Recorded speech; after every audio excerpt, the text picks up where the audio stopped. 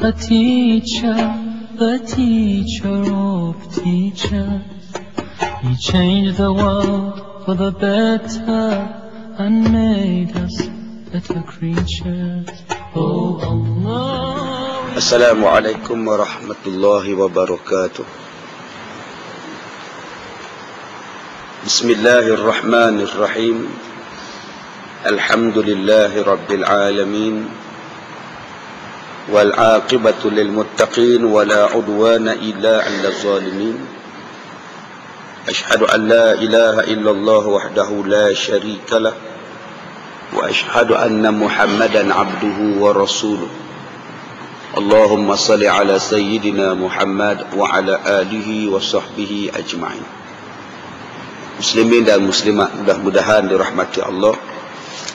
Kita menyambung pada suratul Hujurat.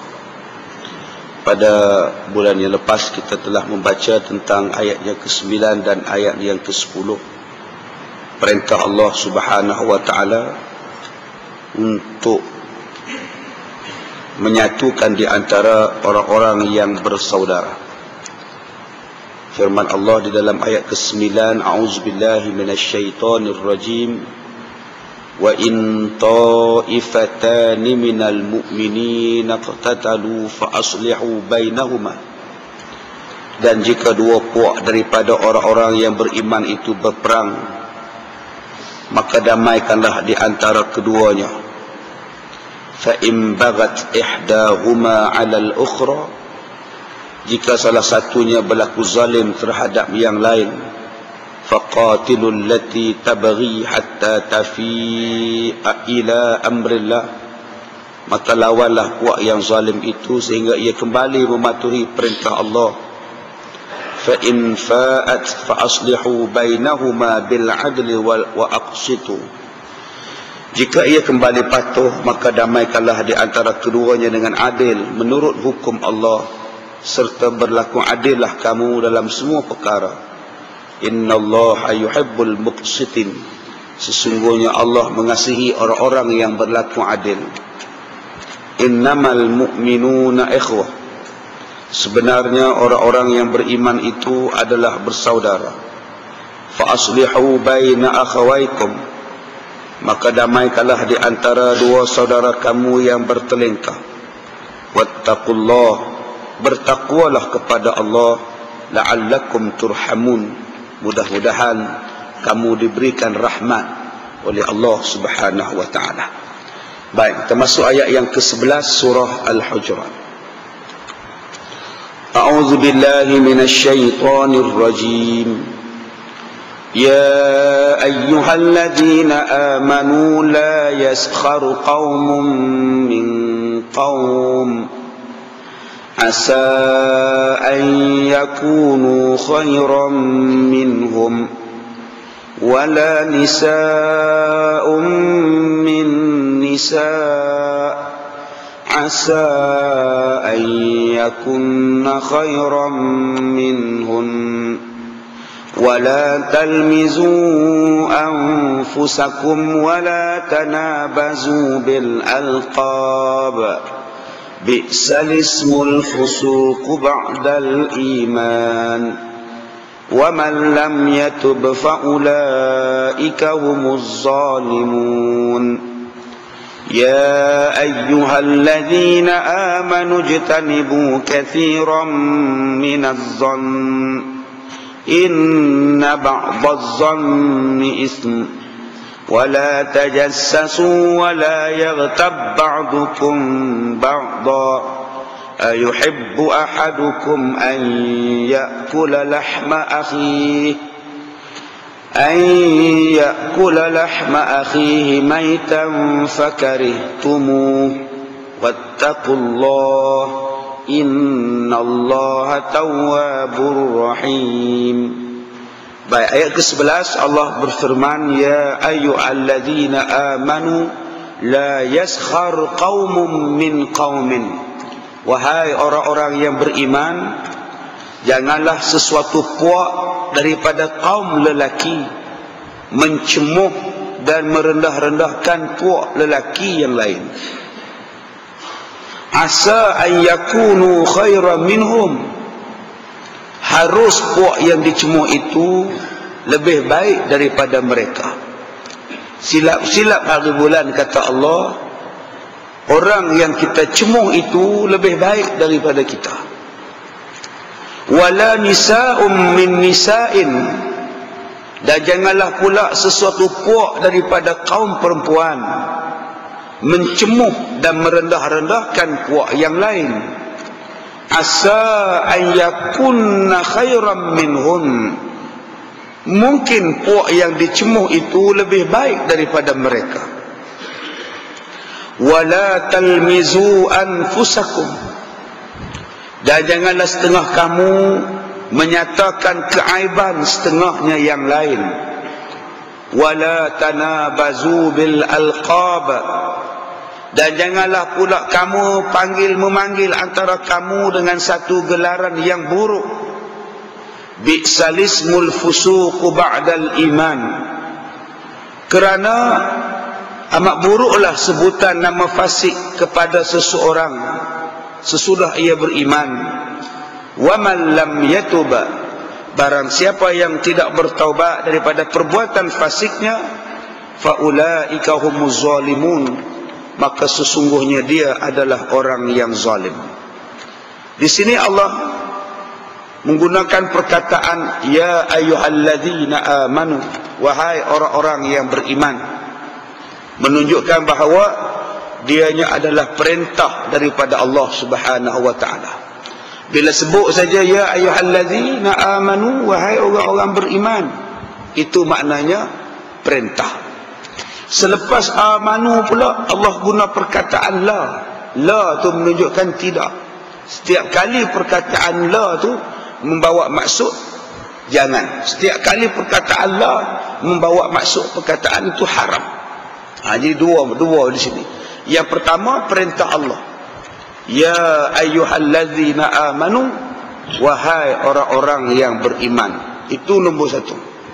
Selepas saja wahai orang-orang yang beriman, Allah Ta'ala gunakan pula perkataan la. La maknanya kalau buat jadi haram. Haram maknanya dosa. Wahai orang-orang yang beriman, jangan. Ini menunjukkan perintah daripada Allah. Jangan yaskhar qaumun min qaumin, jangan setengah daripada kamu wahai orang laki-laki menghina setengah orang laki-laki yang lain. Di sini Allah gunakan laki-laki dulu, lepas laki-laki baru Allah gunakan perempuan. Wala nisa'um min nisa', kemudian baru Allah Ta'ala gunakan nisa', perempuan. Sebab ada orang kata perempuan ni rajin ngumpat. Kalau perempuan ni rajin ngumpat, Allah letak awal, tapi Allah letak laki-laki dulu, lepas tu baru perempuan. Ada orang kata ya orang perempuan ni rajin ngumpat.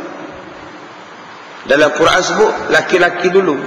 Wahai laki-laki, jangan duk cemuh orang lain. Wahai perempuan, jangan cemuh orang lain. Menunjukkan dalam ayat ni laki-laki lah rajin cemuh orang. Ni yang ni berlaku. Setengah orang kata perempuan ni rajin ngumpat. Tak, laki-laki. Allah sebut awal-awal, laki-laki lain, perempuan lain. Perempuan sibuk ambil anak, kerja anak, sekolahkan anak, masak, mengemas rumah, tak ada masa nak nyimbang. Ustaz, laki-laki ni banyak masa nyimbang.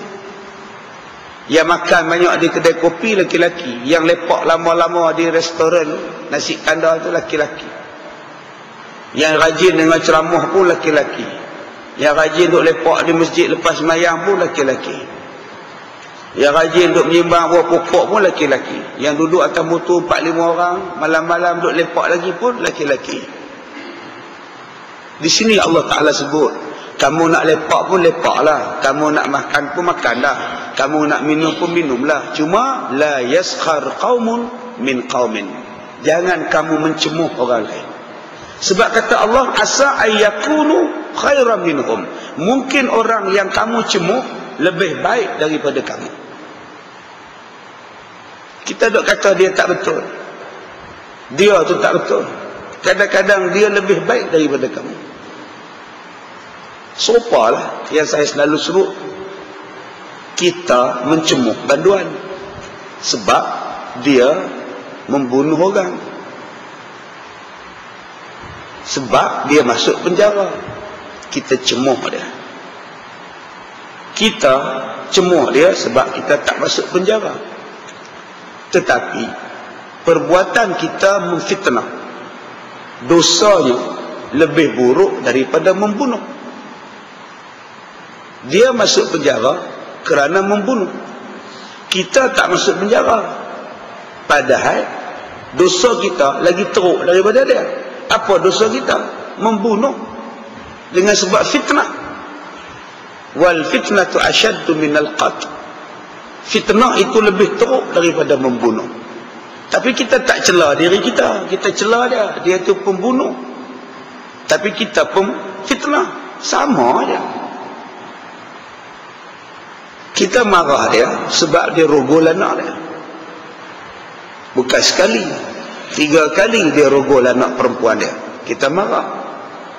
Tetapi kadang-kadang kita lebih teruk daripada dia. Sebab kita mengamalkan riba. Kad kredit riba. Pinjaman riba. Beli kereta riba. Dosanya lebih teruk daripada 70 kali berzina. Dia 3 kali rogol anak dia. Kita pula 70 kali. Sebab kita ambil riba. Yang ni yang Allah Ta'ala sebut. Jangan cemuh orang. Cemuh kamu dulu. Sebelum kita cemuh orang, cemuh kamu dulu. Mungkin orang yang kita cemuh tu lebih baik daripada kita. Kita ni rasa kita baik sebab kita tak masuk penjara. Kita ni rasa baik sebab kita tak masuk penjara. Sebab apa tak masuk penjara? Sebab ngumpat. Mana ada orang masuk penjara pasal ngumpat? Dia tu masuk penjara pasal dia makan benda haram. Dia makan rasuah. Dia ambil rasuah. Kita kata jahat. Melanggar perintah Allah. Mengkhianati rakyat. Rasuah. Tetapi kita ni ngumpat. Mengumpat itu seolah-olah makan mayat saudara dia sendiri. Mana lebih buruk? Makan mayat kawan tu. Kalau ni tuan-tuan tengok dalam gambar, dalam internet, tuan-tuan boleh tengok. Kalau tuan-tuan rajin dalam majalah Infinity Julai 2010. Gambar orang makan orang. Yang belah orang tu dia lapah macam lapah lembu. Dia potong kepala ni, dia koyak rambut kepala, kulit kepala ni macam kita duk korek otak lembu macam tu. Dia potong tangan, dia bedah buah lapah kulit, dia ambil daging, tinggal tulang macam kita lapah lembu. Kemudian makan ramai-ramai, buat sup. Buruknya tuan-tuan, makan mayat kawan sendiri ramai-ramai pakai lapah macam korban. Allah Ta'ala sebut orang yang mengumpat itu macam makan mayat saudara dia sendiri. Dia makan rasuah. Kamu makan mayat saudara kamu dengan sebab kamu ngumpat. Di sini kalau kita faham ni tuan-tuan, kita tak ada sebab kita nak ngumpat orang kerana kita lagi banyak aib daripada orang lain. Tak lebih kita buruk daripada orang lain. Kita kata dia tak Islam, kadang-kadang kita lebih teruk Islam daripada dia. Sebab Islam kita hari ini dinampakkan pada pakaian. Nampak pada pakaian. Sedangkan Islam bukan pada pakaian semata-mata. Islam pada pengamalan hidup, pengamalan cara cakap. Bukankah saya dah kata dah, Nabi sebut Islam itu ada 3 maknanya. Yang pertamanya taat kepada Allah, menjunjung segala perintah Allah. Itu Islam nombor 1. Islam nombor 2, lidahnya tidak menjahatkan orang. Dan yang ketiga, tangannya tidak menyusahkan orang. 3 ni Islam. Taat kepada Allah, lidahnya tak buat fitnah mengata pada orang. Yang ketiganya, tangannya tidak menyusahkan orang dengan pukul, mencuri, merompak, menulis dan sebagainya benda yang tak betul. Kita mungkin nombor satu, rajin sembahyang, rajin puasa, rajin baca Quran. Mungkin yang nombor satu, hak nombor dua. Rajin ngumpat juga, rajin fitnah juga. Belum Islam sempurna. Dia tak sembahyang, tapi dia tak ngumpat. Dia tak puasa, tapi tangan dia bagus. Tangan dia tak tulis surat layang. Dia tak tulis SMS layang, email layang. Kita ni pula rajin sembahyang, rajin puasa, mulut jahat, tangan pun jahat. Jadi ada juga kekurangan dia. Dia tu jarang sembahyang, tapi mulut tak ngata korang, tangan pun tak reti nak buka komputer, cuma tak puasa. Kita rajin puasa, tapi tangan pula jahat. Buka internet, hantar buat-buat jahat, cerita fitnah orang. Jadi masing-masing ada dosa masing-masing. Kalau kita mengkaji dosa kita, insya-Allah kita takkan jatuh kepada perbuatan mencela orang lain. Wala nisa'un min nisa'in. Begitu juga orang perempuan, jangan mencemuh perempuan yang lain. Orang perempuan dia cemuh bahagian lain. Cemuh baju, barang mah, cemuh.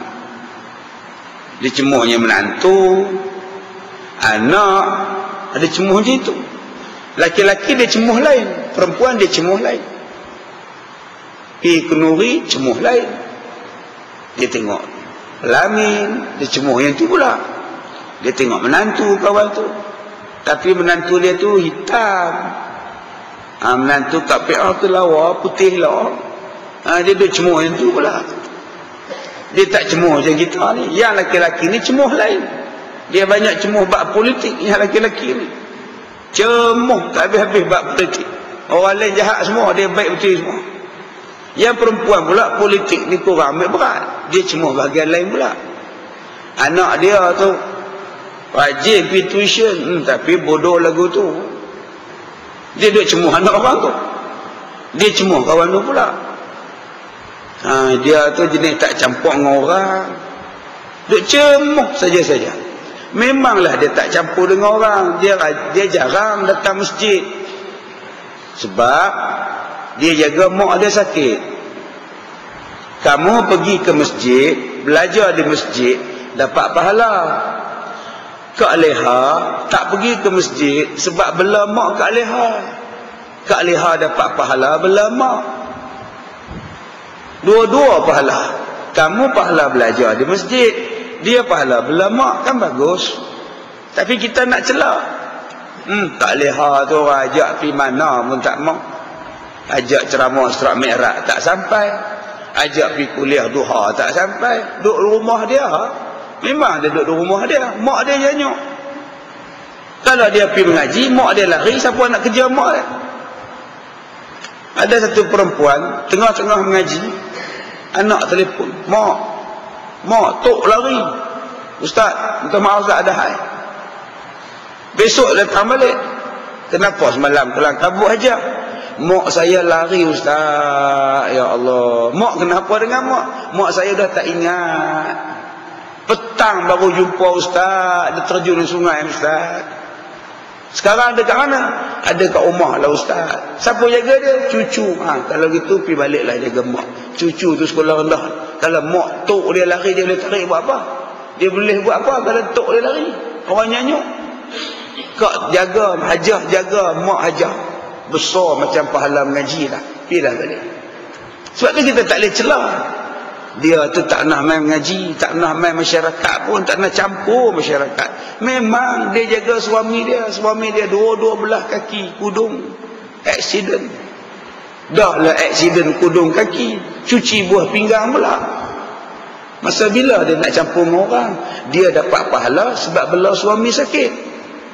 Kalaulah kita faham macam itu tuan-tuan, tak ada sebab kita nak condemn di antara satu sama lain.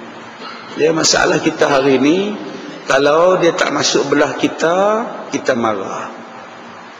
Sebab itu kita kena tengok yang kita buat ini untuk apa, perjuangan kita untuk apa. Perjuangan kita untuk Islam. Sebarang orang mana-mana orang yang menolong Islam, dialah saudara kita, dialah geng kita, walaupun dia tak masuk belah kita. Tu saudara kita lah, sahabat kita lah tu, walaupun dia belah kita. Kamu perjuangkan Islam tak? Ya, saya perjuangkan Islam. Dia perjuangkan Islam di mana? Dia perjuangkan Islam, dia sebagai cikgu. Dia mengajar budak-budak tentang Islam. Dia peniaga. Dia cerita yang Islam pada pelanggan dia. Dia mengukuhkan ekonomi orang Islam. Dia doktor. Dia merawat orang Islam. Dia memberikan ubat-ubat yang baik kepada orang-orang Islam. Itu Islam lah tu.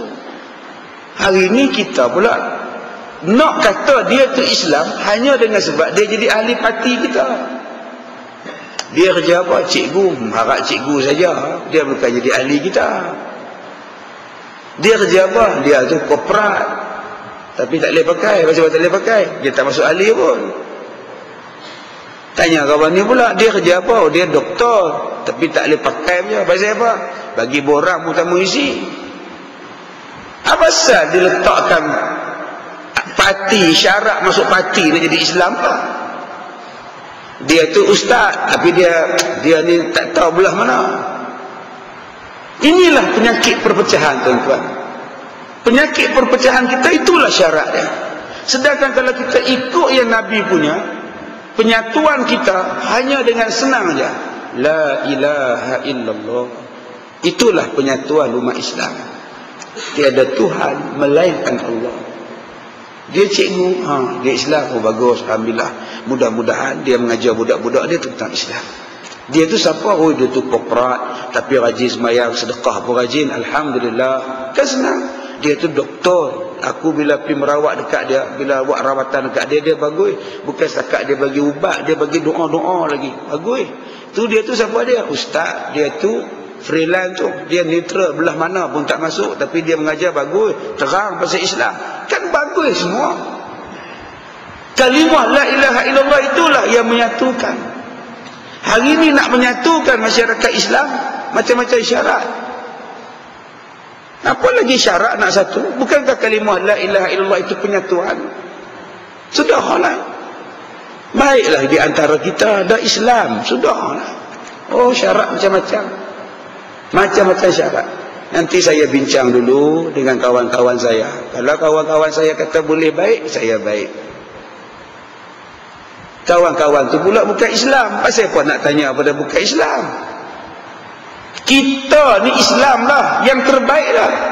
Kenapa nak refer pada bukan Islam untuk tanya nak berbaik sesama Islam? Pelik, tuan-tuan. Islam ni lekeh kan? Islam ni lekeh kan?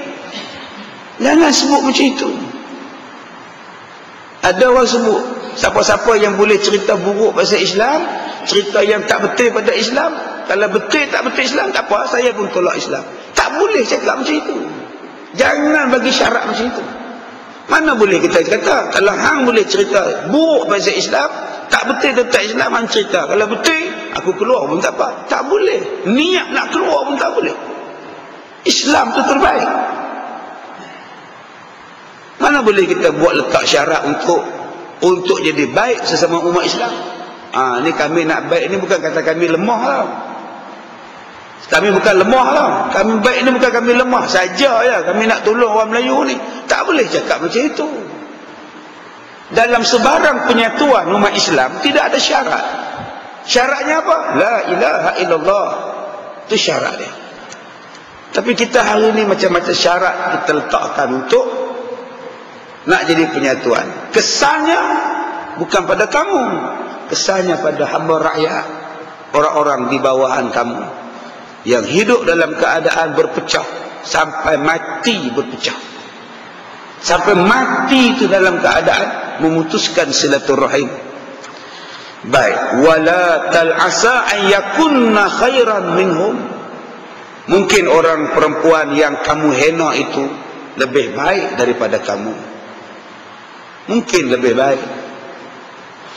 Kita main mengaji, kita menganjurkan kuliah pengajian, kita datang belajar, tapi bukan belajar pun. Kadang-kadang sibuk tolak tong. Kadang-kadang duk kira duit. Ustaz tu kalau mari banyaklah dapat. Ustaz tu kalau ngajar sikit tak balik modal, rugi lagi ada. Mari mengaji tu pula duk kira hak tu pula dah. Yang kak leha tak datang tadi duk jaga mak. Mak dia kata aku nak makan, dia suap kat mak dia. Aku nak berak, dia basuh berak mak dia. Tak berhenti buat kerja untuk mak dia. Kita yang menganjurkan mengaji pula, kita hak mai kuliah pula, bukan mengaji pun duk tidur. Ustaz yang mengajar depan, dia menyimbang di belakang. Bila ustaz tu mengajar, dia edah tabung. Ustaz mengajar, dia duduk kira ngak. Dia bukan kira pun. Pak, bolan sifat. Alhamdulillah lah, balik modal hari ni. Bukan dia mengaji pun. Tiba-tiba dia kata dia lebih baik daripada orang yang belah mak dia. Tengok tu, Kak Leha tu. Berhabak lah dekat dia. Petang ni ada kelas Quran. Tak main-main. Sambil duduk kira duit. Tak tahulah jenis tak campur dengan orang. Berapa hamnya? 20. Aku 30. Duduk kira duit. Yang ustaz duduk mengajar. Mana lebih baik sekarang? Yang belah mak ke? Ataupun kamu yang datang tapi tak mengaji? Sebab itu Allah sebut dalam Quran. Jaga-jaga benda itu. Sebab itu bila orang petikai apa yang saya mengajar, kutub saya dalam internet, kata macam-macam pada saya. Kadang-kadang saya balas balik dengan satu kata-kata yang kadang-kadang jadi riak pula. Tapi saya jawab. Saya kata, saya belah anak yatim. Saya belah orang miskin. Percuma belajar. Makan minum percuma. Saya mengajar orang daripada terbit matahari sampai tengah malam saya mengajar orang. Saya buat sekolah. Saya mengajar dari Perlis sampai Johor, sampai Sabah, sampai Sarawak. Saya kata, apa yang kamu buat untuk Islam? Ada kamu belah anak yatim? Berapa orang kamu belah anak yatim? Memang saya jahat, memang saya buruk. Tapi koman-koman saya ni pun, saya belah anak yatim. Kamu berapa orang belah anak yatim?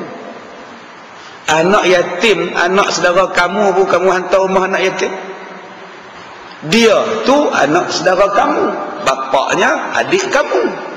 Kamu tak belah dia. Kamu pitau rumah anak yatim.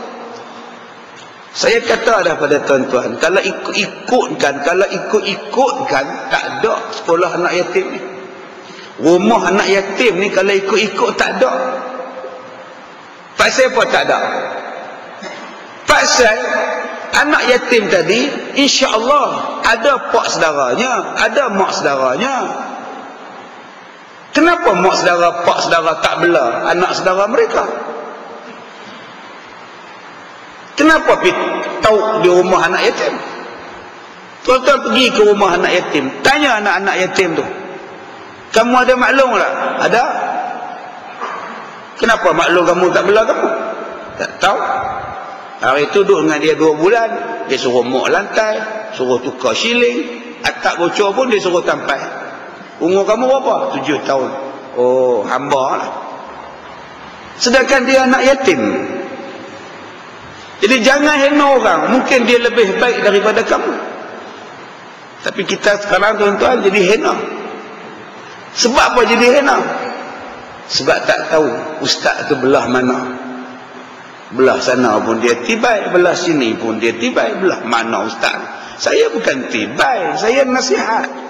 Tibai itu bila sebut haram jadah, itu baru tibai. Ini fakta. Jangan hina orang. Yang kedua kata Allah, wala talmizu anfusakum. Jangan kamu menyatakan keaiban di antara orang lain. Jangan buka keaiban orang lain. Wala tanabazu bil alqab. Dan janganlah kamu memberikan gelaran-gelaran yang buruk kepada orang lain.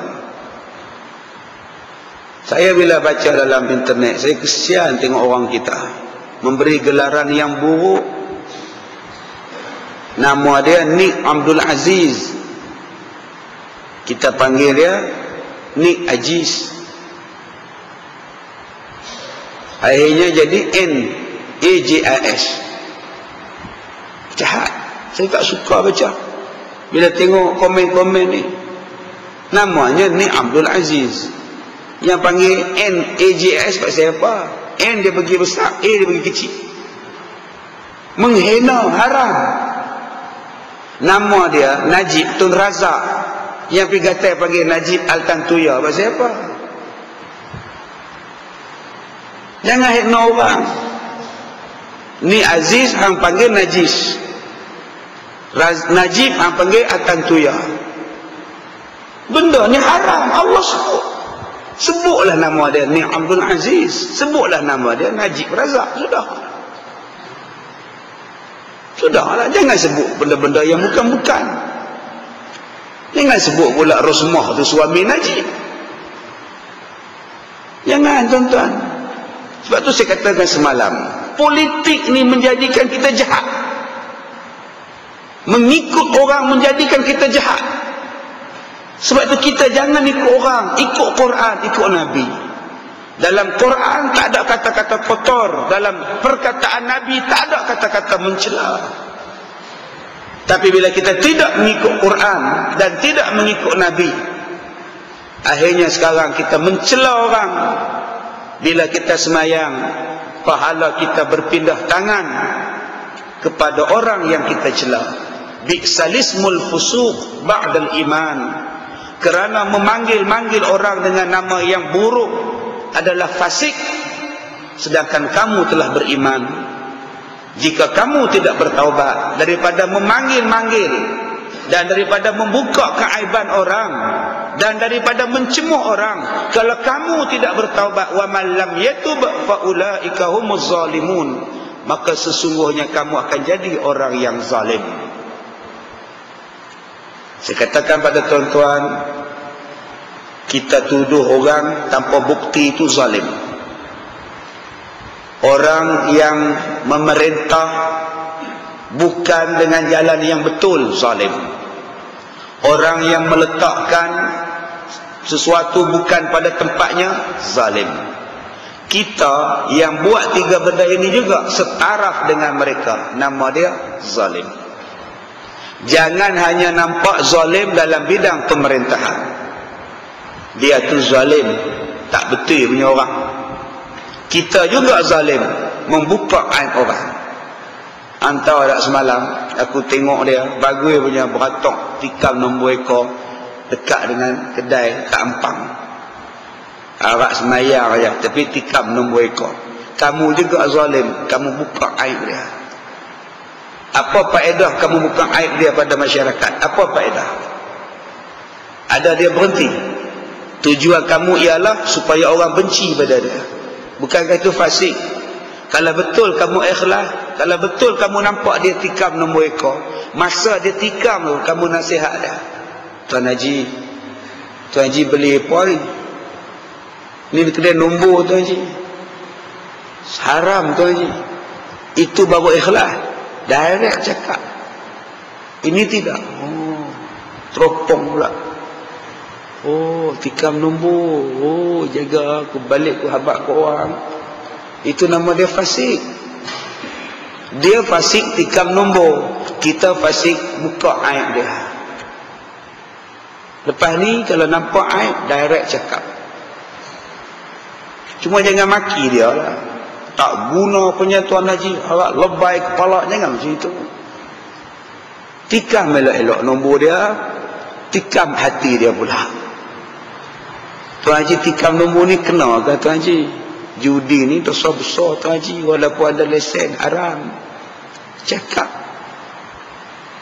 Sebab tu saya cakap pada 1 MB, saya kata Datuk Seri, judi bola ni haram. Kalau boleh stop lah. Untung tak banyak, rugi lagi banyak, barakah hilang. Kalau boleh, kalau pusat kata nak buat, negeri tolak. Hari Ahad saya cakap, hari Selasa keluar dalam paper, satu negeri menolak judi bola. kami tak setuju. Kita cakap, tapi macam mana cakap supaya dia tak marah kita, dia boleh terima hujah kita. Itu sebab dia kita kena tegur. Cara tegur tu kena elok. Kena cara tegurnya dia terima. Akhirnya terus tak jadi judi bola. Negeri ni tolak, negeri ni tolak, lama-lama tak ada. Dia bukan boleh cakap babi buta di Padang di sana, tak sampai kepada orang dia. Sebab puak-puak ni ingat bila dah ada lesen kira halal. Kita ceritakan hambuh lesen, satu bunyi lesen pun kalau Allah kata haram, tetap haram.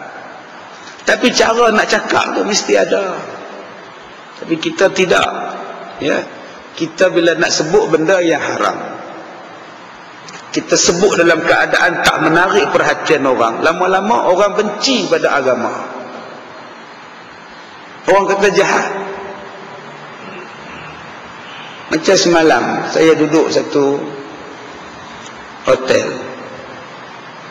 Duduk satu hotel di Ampang. Depa sembahyang Jumaat di hotel tu. Satu pasang dengan anak-anak, satu suami isteri dengan anak dia. Duduk menyimbang dekat kaunter. Kaunter tu kata, di sini ada surau, boleh buat sembahyang Jumaat. Dia naik taraf sebagai sembahyang, buat sembahyang Jumaat. Hah? Boleh buat sembahyang Jumaat di hotel? Hah? Kata laki-laki. Mana kubah dia? Dia tanya mana kubah. Mana boleh masjid tak ada kubah? Kubah kat mana? Tak betul tu. Tak betul kata dia. Bodoh tu. Dalam hati saya lah. Tapi tak lepas. Dia kata kat isteri dia, mana boleh masjid tak ada kubah? Apa ni tak betul ni? Ni fahaman apa ni? Wahabi ke? Astaghfirullahalazim. Punya dangkalnya pemikiran. Punya dangkal. Saya tengok 2-3 orang nak naik lift tu, tengok dia nak pergi sembahyang tu, nak balik pada sembahyang, nak turun lift tu, tengok muka dia. Cakap kuat lalu, apa ni, mana boleh masjid tak ada kubah? Mesti ada kubah. Mana boleh macam ni? Ni tak betul ni, tak betul ni. Saya tengok 2-3 pakcik tu duduk geleng kepala lah. Tak apalah, betul kat encik lah. Nak bergaduh pun tak guna. Kawan tak mengaji. Hak bini dia pun tak pakai tudung. Yang tu lagi tak betul. Dia ada nampak surau tak ada kubah, tu salah. Hak isteri dia tak ada kubah di kepala tu, dia kata tak salah pula. Subhanallah. Itulah manusia. Tapi kita tak marah. Pasal apa? Dia tak tahu. Dia tak faham. Pelan-pelan memahamkan mereka. Bila tuan-tuan pergi kata dekat dia, "Woi bodoh, surau mana ada wajib pakai kubah, masjid mana ada wajib pakai kubah?" Bangang tolol. Akhirnya bergaduh kat situ. Lagi teruk. Pasal dia tak tahu. Bila dia tak tahu, terangkan pada dia. Bila tuan-tuan menerangkan dengan bahasa yang kotor, dia takkan faham. Dia buat-buat tak faham, malah dia dendam. Ni Islam lah, harap jubah ya. Tapi kata kat orang bodoh, haram jadah lah. Apa Islam macam ni? Lagi dia burukkan kita. Sebab itu kena sabar. Jangan buka perkataan yang kotor-kotor. Jelaskan elok-elok. Ajak dia pergi makan dekat kafe. Ajak dia pergi makan. Jom saudara, mari kita sembahyang. Nabi Muhammad dulu bumbung pun tak ada masjid dia. Masjid zaman Nabi bumbung pun tak ada, hanya batang kurma aja. Kemudian pelepah kurma buat dinding. Tu saja masjid. Tak ada bumbung, lampu ni pun tak ada. Tak ada apa. Pasir. Sebab tu bila habis sembahyang Nabi sapu dari pasir-pasir melekat di muka.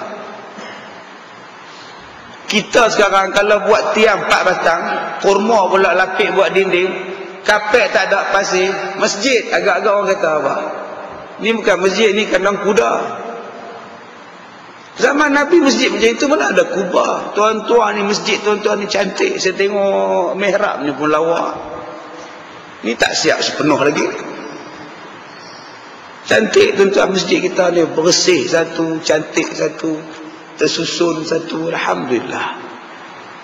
Jom dicontoh. pengurusan pentadbiran masjid jadi contoh. Setengah masjid dia tak peduli, lantak janji aku dapat pegang jawatan. Tandah buruk ke, tandah busuk ke, dia peduli apa? Kapek busuk pun dia tak kisah, pengajian tak ada pun dia tak kisah.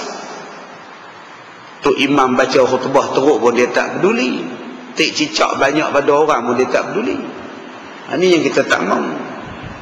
Kita nak keberkatan. Bila masjid di situ tempat tu elok, maknanya keseluruhan kawasan tu pun elok, insya-Allah. Tapi kalau masjid di kawasan tu teruk, begitulah hati orang di situ pun teruk. Nak tengok orang di situ bagus tak bagus, tengok masjid dia dulu. Masjid dia bagus, orang situ pun bagus lah, majoritinya. Tapi kalau masjid pun huru-hara, kawasan di situ pun huru-hara juga. Baik, ayat kedua. Ayat ke-12. Ya ayyuhalladzina amanu jtanibu katsiran minadh-dhann inna ba'dadh-dhanni ism. Wahai orang yang beriman, jauhlah kebanyakan daripada sangkaan, supaya kamu tidak menyangka sangkaan yang dilarang, kerana sesungguhnya sebahagian daripada sangkaan-sangkaan itu adalah berdosa. Ijtanibu katsiran minadh-dhann inna ba'dadh-dhanni ismun. Sebab kebanyakan daripada zanni, kebanyakan daripada sangka-sangkaan ini ialah dosa. Wala tajassasu wala yaghtab ba'dukum ba'dha. Dan janganlah kamu mengintip atau mencari-cari kesalahan dan keaiban orang. Dan janganlah kamu mengumpat setengah daripada setengah yang lain. Ayuhibbu, adakah kamu suka ahadukum daripada kamu ayyakula lahma akhihi maitan?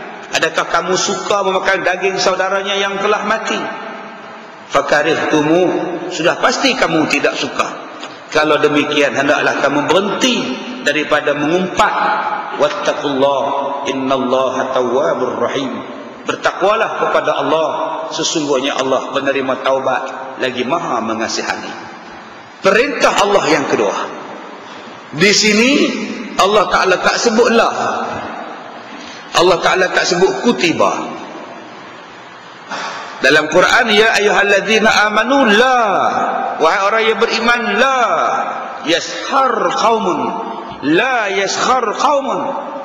Dalam ayat Quran, ya ayyuhalladzina amanu kutiba. Kutiba tu wajib pula, la tadi haram. Kutiba alaikumusiyam, wajib atas kamu puasa. Di sini pula la pun tak ada, kutiba pun tak ada. Apa pula? Ya ayyuhalladzina amanu jtanibu katsiran, perintah. Tadi la, tadi kutiba. Sekarang wahai orang yang beriman, ijtanibu katsiran minadh-dhanni. Hendaklah kamu menjauhi, perintah pula. Menjauhi kamulah daripada perkara-perkara sangka-sangkaan. Sebab kebanyakan sangkaan, inna ba'dadh-dhanni ismun. Sebab kebanyakan sangka-sangkaan itu ialah dosa. Apa kerjanya? Dia pencin lah. Mana dapat duit beli kereta? Tak tahu. Tapi yang setahu aku, dia tu bendahari masjid. Itu nama sangka lah tu. Tak tahulah, kok dia ada komisen ni buat mihrab baru ni. Kebetulan masjid dia buat mihrab pula. Kebetulan Pak Ji ni beli kereta, kita nak kait pula dah. Tahu kot, okey bagi komisen sikit, benda ke 100,000, berapa 20,000, ya. Nampak dengan kening dia naik, dengan kepala dia pun sengit, piduk sangka ke orang. Dosa punya orang. Dia pencin, dia bukan ada dah, anak dia bagi duit, saham dia pun ada, apa benda dia nak beli kereta. Bukan kata beli kereta, helikopter pun boleh. Ini kita duk sangka buruk dekat dia siapa? Jangan sangka buruk dengan orang. Rezeki dia, rezeki dia. Rezeki kita, rezeki kita. Dah lah saya pelik juga Ustaz. Dia main mana rezeki dia? Kenapa tanya dia? Ni Tuan Haji beli kereta ni, duit komisen ke dia nak? Dia support kita bisu tu. Janganlah kita duk sangka yang bukan-bukan. Dia tengok, kita tengok dia beli kereta baru, alhamdulillah, alhamdulillah. Syukur dapat orang Melayu kita beli macam ni, alhamdulillah, alhamdulillah. Kan seronok kita. Orang Melayu kita, orang Islam kita boleh pakai kereta besar, rumah besar, boleh pakai isteri besar, alhamdulillah, alhamdulillah. Syukur kepada Allah. Ini kita nak buruk-burukkan dia. Dia pencin sama dengan aku. Anak dia pun sama dengan anak aku lah, kerja lah. Tu macam mana? Susah duk tanya apa.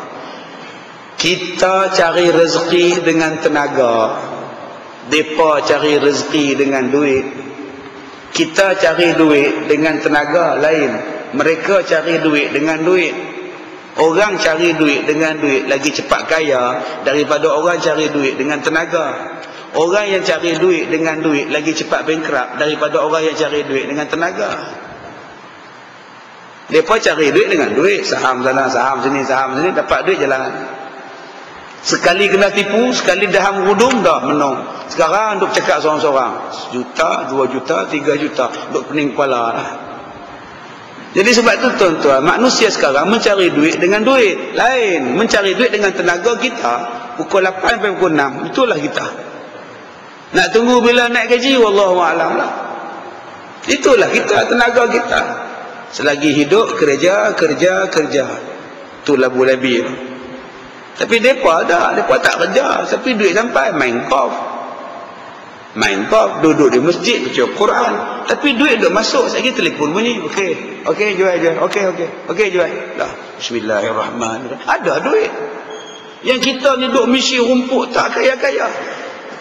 Tiap bulan misi rumput tak kaya-kaya juga.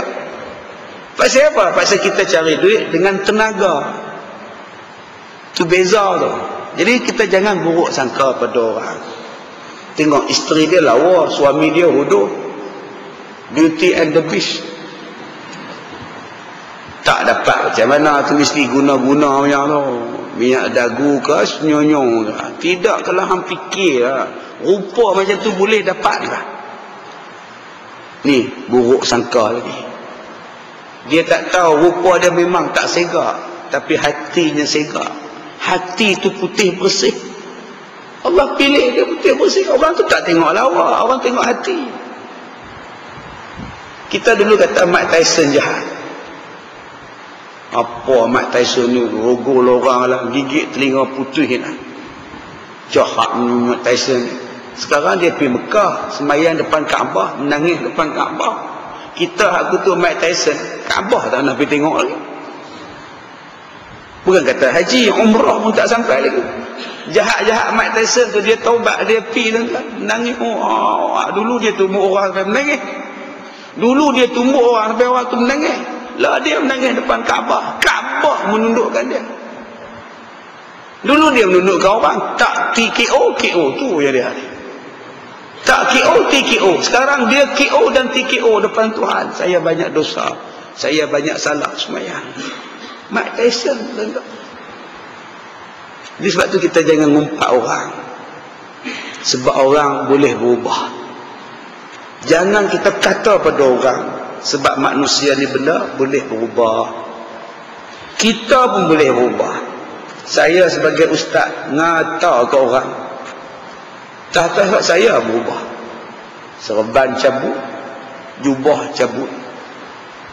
Lah kerja apa? Beach boy. Bawa pelampung satu jalan tepi pantai. Mana orang lemah tolong. Orang tak lemah dia lepak dengan Mak Saleh, lepak. Dulu ustaz lah budak pantai. Bawa botol arak satu, bawa punya jalan minum arak malam-malam. Lepak dengan Jepun, lepak dengan Mak Saleh, lepak dengan Afrika. Boleh berubah.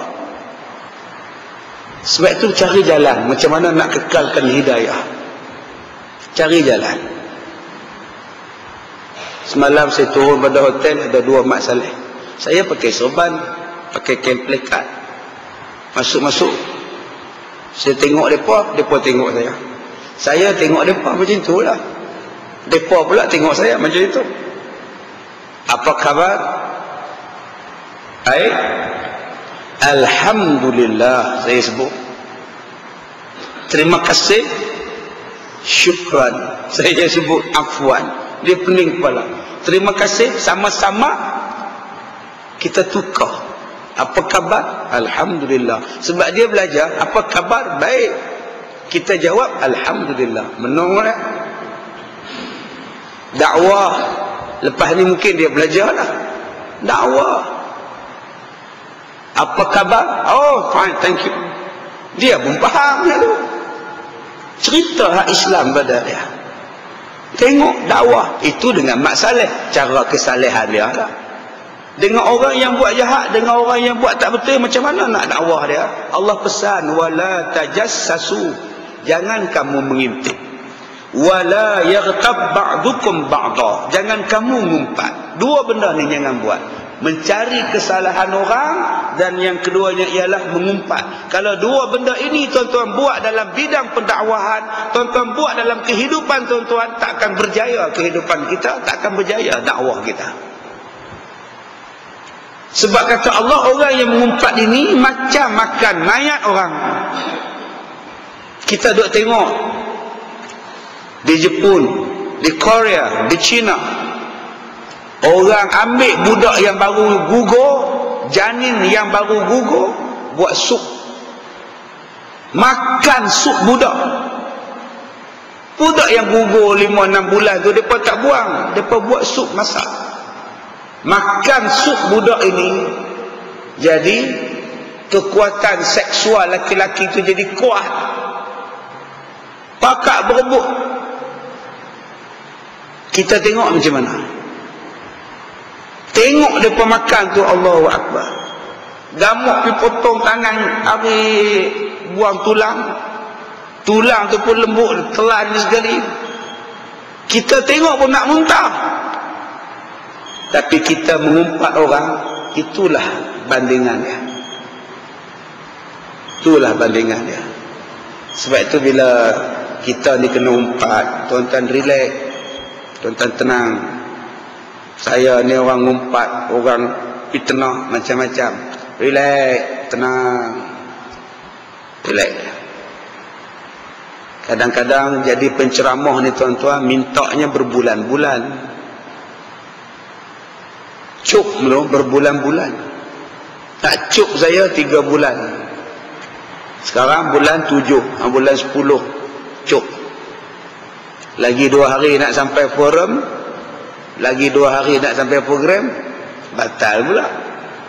Dalam 3 bulan tu, tarikh ada peminta tu berarti orang lain minta. Tarikh 30 hari bulan katakan. Bila kita dah set untuk dia, gazet dah untuk dia ni, tak boleh ambil dah. Yang nak masuk nak ambil tarikh tu beratus dah. Oh, minta maaf dah penuh, minta maaf dah penuh, minta maaf dah penuh. Lagi seminggu, oh, cancel. Banyak berlaku. Kita tak marah, saya tak marah langsung. Tapi saya kesian pada orang yang betul-betul nak, masjid yang betul-betul nak, surau yang betul-betul nak buat, persatuan yang betul-betul nak buat, tapi tak boleh pasal kena blok. Dah ada orang dah. Dia ni pula bila lagi seminggu boleh batal. Subhanallah. Batal tu pula kalau alasan tak dapat permit tu, tak apa juga. Tanah runtuh dekat tapak tu boleh, betul kita terima lah Ustaz. Forum perdana ni batal Ustaz, pasal apa? Tanah jerlih pula Ustaz. Dengan kemah pun jerlih sekali lah. Tak apalah, munasabah dan munasrawak lah. Ini dia hantar fax dekat saya.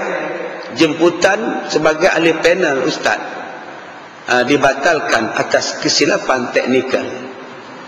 Oh, makna teknisiannya salah lah. Teknikal tak betul, mesti teknisian salah. Subhanallah. Bila saya pergi tanya kawan saya dekat situ, pasal apa batal ni, dah lama minta ni. Allah Ustaz, mereka kata mereka tak setuju. Ada satu ustaz kata jangan panggil Ustaz Kazim, pasal dia ni tak jelas belah mana. Sepatutnya saya ceramah dengan mufti, forum dengan mufti. Tak jelas belah mana. Jadi mereka bantah lah. Ramai agak bantah je. Puak-puak ustaz tu lah. Dia kata ustaz tu tak tahu belah mana, warna apa tak tahu. Rupa-rupanya kalimah la ilaha illallah belum lagi mencukupkan dia tu Islam sekarang ni. Semalam saya sebut lah, Sepatutnya kalimah la ilaha illallah sudah melayakkan dia itu Islam. Tapi hari ini kalimah la ilaha illallah belum lagi dipakai. Sedangkan kalimah tu Allah setuju, Allah approve, Nabi Muhammad agree. Dilaisenkan oleh Allah tu. Kalimah la ilaha illallah. Allah setujulah. Mati dia, syurga dia. Takkan masuk neraka dah. Siapa yang mengucap la ilaha illallah matinya, syurga. Kalau dia masuk neraka pun habis dia siksa dalam neraka, syurga balik. Sebab apa? La ilaha illallah. Allah cuk lulus. Datang pada kita tak boleh pakai lagi. Kita tengok color dia warna apa. Tak kesyirik nama dia itu. Ada Nabi sebut, siapa-siapa yang akhir hidupnya hijau benderanya, syurgalah dia. Siapa-siapa yang akhir hidupnya biru kalanya, syurgalah dia. Ada? Tak ada. Taubat lahum tak ada. Yang ada, siapa-siapa yang akhir kata-katanya la ilaha illallah, syurgalah dia. Man akhiru kalamihi la ilaha illallah dakhalal jannah. Siapa yang kata-katanya yang terakhir la ilaha illallah, masuklah ia ke dalam syurga. Kalimah itulah yang sepatutnya dipakai.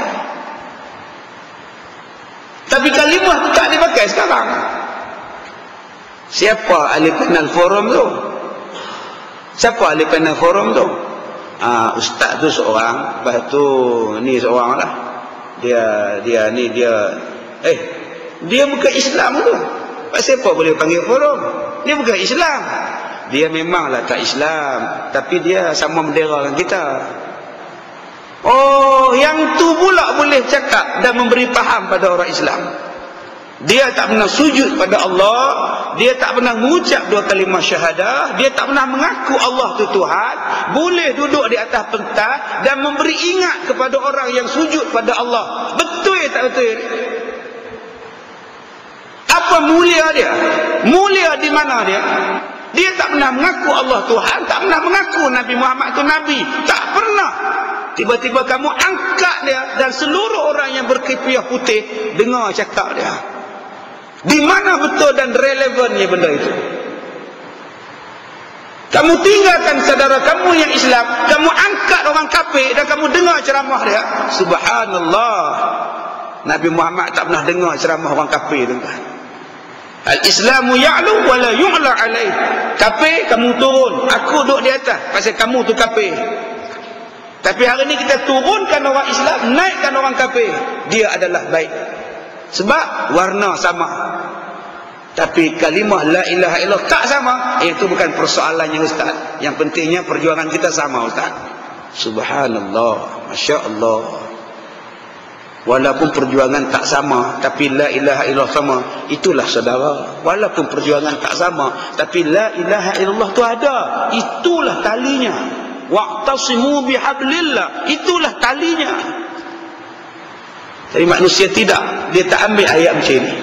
Sebab itu ayat ni sini Allah Ta'ala tutup, wattaqullah, bertakwalah kepada Allah, innallaha tawwabur rahim, sesungguhnya Allah penerima taubat lagi maha mengasihani. Itu yang Allah pesan. Yang sudahlah, sikit-sikit sudah, cari jalan untuk berdamai, cari jalan supaya tak mengumpat. Tuan-tuan, memfitnah dan mengumpat, bergaduh ini mencukur agama. Apa makna mencukur agama? Pahala kita habis dibuang, agama kita makin longgar, dan kekuatan rahmat daripada Allah tercabut. Sila rujuk di dalam surah As-Sajdah. Balik buka surah As-Sajdah. Fa ammal ladzina amanu wa amilus solihat sampai habis. Fa ammal ladzina fasaqu fa ma'wahumun nar. Buka ayat tu. Kullama uridu ay yakhruju minha u'idu fiha wa qila lahum zuqu 'azabal adna. Sampai habis ayat. Zuqu 'azaban nar allazi kuntum bihi tukadzibun. وَلَنُزِيقَنَّهُمْ مِنَ الْعَذَابِ الْأَدْنَى دُونَ الْعَذَابِ الْأَكْبَرِ لَعَلَّهُمْ يَرْجِعُونَ. Allah sebutlah Quran surah As-Sajdah. Bila manusia ni sampai pada satu tahap tidak mau jadi baik dengan Allah, tidak mau jadi baik dengan Islam, kami rasakan dahulu azabnya di dunia, azab yang kecil, sementara nak dapat azab yang besar di hari kiamat. Balik buka surah As-Sajdah pagi-pagi ni, Jumaat kita duduk baca ayat tu. Sebab apa? Balik buka. Sebab apa yang Allah kata kami turunkan dulu azab dunia yang kecil sebelum azab yang besar datang. Salah satunya berpunca daripada menolak apa yang disebut oleh Allah di dalam ayat 11 dan ayat 12 di dalam surah Al-Hujurat ini. Baik, ayat terakhir. Ya ayyuhan nasu inna khalaqnakum min zakarin wa unsa waj'alnakum syu'uban wa qabaila lita'arafu inna akramakum 'indallahi atqakum innallaha 'alimun khabir. Tadi ya ayyuhalladzina amanu, tadi ya ayyuhalladzina amanu jtanibu, sekarang ya ayyuhan nas, wahai manusia. Tadi wahai orang yang beriman, jangan kamu mencela puak lain. Tadi wahai orang yang beriman, jauhilah buruk sangka. Datang ayat 13, wahai manusia. Hai manusia pula, inna khalaqnakum min zakar wa untha, sesungguhnya kami menciptakan kamu laki-laki dan perempuan. Ini satu dalil menunjukkan bahawa Al-Quran bukan diturunkan untuk umat Islam semata-mata. Al-Quran diturunkan untuk sekalian makhluk. An-nas, wahai manusia, sesungguhnya kami ciptakan kamu daripada jantan dan betina, laki-laki dan perempuan. Laki-laki dulu, min zakarin wa unsa, waj'alnakum syu'uba, dan kami jadikan kamu berbagai-bagai bangsa, wa qabaila, dan berbagai-bagai qabilah, lita'arafu, supaya kamu kenal berkenalan dan beramah mesra di antara satu sama lain. Sekarang senang tuan-tuan jadi polis, senang. Bila ada kes jenayah, tanya pada orang yang report, yang merompak incik ni bangsa apa? Tak tahulah, tapi hitam lah, badan tegak besar lah. Oh, Afrika lah tu. Nampak? Dia takkan cari Melayu lah. Sila cari laki-laki yang merompak makcik leha, jenuh cari tuan-tuan.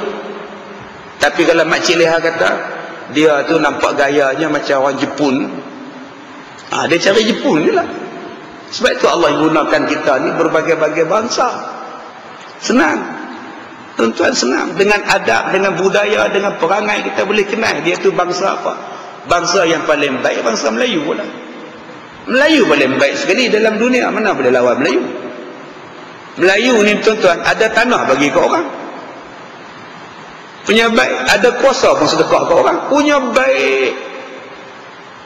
Orang tak ada kerja pun panggil mai lah, duduk kat Malaysia mai lah, kerja sendiri banyak. Hak Malaysia sendiri tak ada kerja. Baik orang Melayu ni tuan-tuan. Yang bukan-bukan dia bagi. Orang Melayu ni paling baik sekali. Dah ada dah kuasa kat tangan, pergi sedekah kat orang bukan Melayu pula. Ambil dah sikit, tak apa, ambil. Dah bagi, tak ada, dapat balik lah. Bangsa lain dah, bangsa lain paling payah, tambah nak bagi kerusi parlimen dengan kerusi dun, mampu tak bagi lah. Orang Melayu dah, tak apalah kita bagi kat apa, tak apalah bagi. Bukan kata bagi kerusi je, pulau pun bagi ke orang. Punya baik bangsa kita ni. Dah bagi pulau tu, dapat balik tak? Tak lah. Bukan kata pulau je, pasir bagi ke orang. Ni, nampak? Sifat kita. Kita tak ada benda ni, kita terlalu lembut. Orang kita ni tak sampai hati situ, dia budaya tu. Ya Allah Ustaz, tengok pun kesian tak sampai hati pun Ustaz. Tetapi umat Melayu dengan umat Melayu cukup keras. Itulah penyakit kita. Cukup keras. Dia jadi lembut dengan bangsa lain, tetapi cukup keras dengan bangsa sendiri. Itu keajaiban dan kepelikan bangsa kita. Sesama kita tak mau tolak ansur. Tak mau. Saya tetap dengan keputusan saya. Oi, marah benar dia. Tapi kalau dengan bangsa lain tak apalah. Mereka boleh hina Islam. Lagipun mereka tak tahu mereka bukan Islam, tak apa. Pelik sungguh tuan-tuan. Ini budaya kita. Allah suruh kita mempunyai kekuatan jati diri. Jati diri kita ialah Islam. Kalau kita ambil bangsa kita, Melayu kita, lemahlah kita. Ambil Islam tu. Jangan berjuang atas bangsa semata-mata. Berjuang untuk Islam. Bangsa untuk Islam. Bila kita berjuang atas satu-satu kabilah, rosak. Sebab itu Allah tutup ayat ini. Inna akramakum indallahi atqakum. Sesungguhnya yang paling mulia di sisi kamu ialah orang yang bertakwa di kalangan kamu. Bukan bangsa. Bukan bangsa yang menjadi lambang kemuliaan. Bukan Arab. Bukan. Orang kita faham ini orang Arab tu mulia. Tak mulia. Semalam saya duduk balik sampai di hotel pukul 10.30. Asal lapang pula dah, turun pergi makan bawah. Tengok tok-tok Arab lagi teruk pada kita. Isteri dia tu dia pakai baju lengan tak ada, bagus punya, duk isap rogah. Wah. Sekali lagi depa lalu depan kita, isteri dia pakai skirt tinggi tu ya. Lalu depan kita lah, tak tengok rasa macam mana tau. Pelik. Baikkah dia? Sebab itu Allah tak letakkan bangsa. Allah letakkan takwa. Kerana takwa itu saja dinilai oleh Allah Subhanahu wa taala. Jadi hendaklah kita menjadikan bangsa Melayu bangsa yang bertakwa. Bangsa India bangsa yang bertakwa kepada Allah. Orang Cina yang bertakwa kepada Allah. Orang putih yang bertakwa kepada Allah. Afrika Negro yang bertakwa kepada Allah. Jangan nampak aja orang putih, oh hebat, orang putih hebat. Dah, dia tak hebat. Yang hebatnya ialah kalau dia beriman pada Allah dan bertakwa kepada Allah, dia hebat. Walaupun dia hitam legam. Kalau Mike Tyson itu orang yang bertakwa kepada Allah, dia nilai dia tinggi di sisi Tuhan. Macam Bilal bin Rabah. Dia bukan nilai pada kita warna kulit, bahasa dan sebagainya. Innallaha alimun khabir. Sesungguhnya Allah maha mengetahui, lagi maha mendalam pengetahuannya akan amalan-amalan kamu. Jadi tuan-tuan, insya-Allah Allah Ta'ala sebut di sini, Allah tahulah. Innallaha alim. Allah tahulah amalan kamu, mengetahui dan maha mendalam pengetahuannya. Sekarang saya ni pakai jubah, saya ni pakai sorban, saya ni mengajar orang. Zahirnya nampak baik, daripada luarannya nampak baik. Allah kata, aku tahulah luar dalam kamu. Innallaha alimun khabir. Jaga, aku tahu luar dalam kamu. Bahasa Allah cukup manis. Kamu pakai tudung, kamu pakai jubah, kamu pakai stokin, sarung lengan pun pakai, matanya pakai celok, bagus, tasbihnya di tangan. Allah kata, innallaha alimun khabir. Allah tahu siapa kamu. Allah tahu, tuan-tuan. Sebab itu bila kita tahu Allah tahu siapa kita, kita takkan hina orang lain. Sebab kita pun banyak salah, kita juga banyak dosa.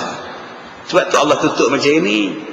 Janggut kamu panjang, bertasbih depan Kaabah, semayang depan Kaabah. Saat lagi orang azan asar, kamu datang lagi, maghrib datang lagi, isyak datang lagi, subuh datang lagi. Bagus. Kata Allah, aku tahu hati kamu, aku tahu siapa kamu. Sudah. Sekarang kita datang masjid, rajin sangat i'tikaf dalam masjid, buat khidmat pada masjid, bagus. Aku tahu sejarah hidup kamu dulu-dulu tu apa. Innallaha alimun khabir. Kamu baik di hadapan orang, kamu baik depan masyarakat, Tapi aku tahu, kata Allah, apa yang kamu buat di rumah kamu, depan isteri kamu, depan anak-anak kamu. Aku tahu. Kamu hormat pada orang tua, kamu hormat pada orang lebih tua pada kamu, nampak sopan santun je. Kata Allah, aku tahu apa yang kamu buat pada mak pak kamu. Semua kita ni berlakon. Yang mengetahui perbuatan yang realitinya hanyalah diri kita dan Allah Ta'ala. Sebab tu tuan-tuan, berlakonlah dengan baik, semata-mata ikhlas pada Allah. Jangan buat-buat lakonan depan orang. Depan orang baik, di belakang sebenarnya jahat. Sebab Allah tutup ayat 13, aku tahu apa yang kamu buat dengan sangat mendalam. Innallaha alimun khabir. InsyaAllah pada kuliah akan datang kita akan tamatkan tafsiran pada suratul Hujurat. Mudah-mudahan suratul Hujurat, mudah-mudahan kita dapat banyak manfaat daripada surah ini. Wallahu a'lam. Assalamualaikum warahmatullahi wabarakatuh. Bismillahirrahmanirrahim. Alhamdulillahi rabbil alamin. Wassalatu wassalam ala rasulillah wa ala alihi wa sahbihi ajma'in. ربنا ظلمنا أنفسنا وإن لم تغفر لنا وترحمنا لنكونن من الخاسرين ربنا لا تزغ قلوبنا بعد إذ هديتنا وهب لنا من لدنك رحمة إنك أنت الوهاب ربنا اغفر لنا ذنوبنا ولوالدينا وارحمهما كما ربيانا صغيرا ربنا آتنا في الدنيا حسنة وفي الآخرة حسنة وقنا عذاب النار وصلى الله على سيدنا محمد وعلى آله وصحبه وبارك وسلم والحمد لله رب العالمين والله أعلم.